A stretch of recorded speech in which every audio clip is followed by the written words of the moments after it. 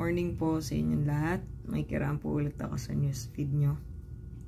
Mag-share lang po ulit ako ng morning thoughts ko.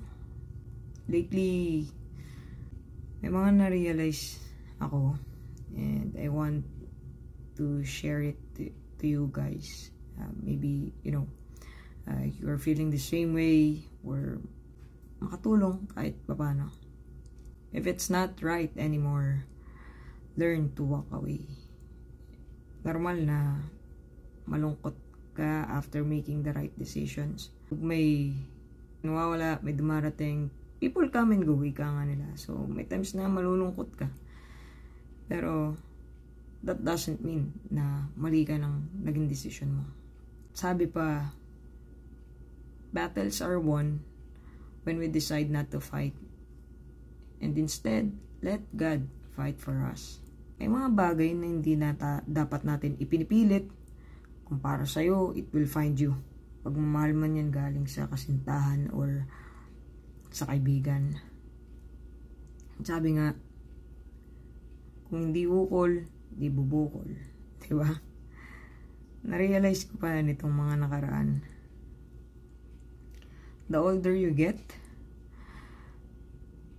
maisip mo na hindi pala yun sa kung gaano mo na katagal kakilala yung mga tao.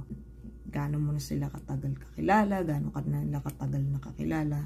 It's about the ones who make you feel seen, heard, understood, appreciated, supported, and loved.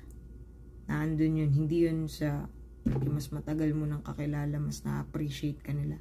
Hindi yun totoo. Meron tayo yung mga lately lang natin nakilala, pero ramdam mo mas totoo sila sa'yo and mas suportado ka nila at makakasama mo sila hindi lang sa kapag masaya ka. Tingnan natin na minsan sa sobrang nag-enjoy tayo sa company na ibinibigay ng tao sa atin, feeling natin okay na kasi nga masaya eh.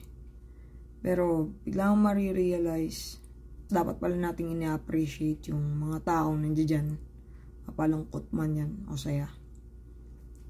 Kasi pag may problema ka, mag-isa lang. So dun mo makikita yung kung sino yung totoo talaga sa'yo. Dun mo makikita yung mas nagpapahalaga sa'yo. So always set boundaries. Magkaroon ka ng lakas ng loob na mag-let go and mag-move on from the ones who are not gentle with your heart. Hindi naman, ika nga na wala namang ginawa sa'yo masama eh. Alam mo yun, okay na. Hindi ka naman galit sa kanila. Hindi, wala ka rin sama ng loob.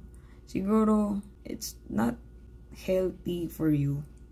Nag-i-stay ka sa isang environment if you feel you're unwanted. Isa pa to sa realization ko, always remember that God is the artist of your life. So, wag mong hayaan na iba yung gumuhit or iba yung maglagay ng kulay.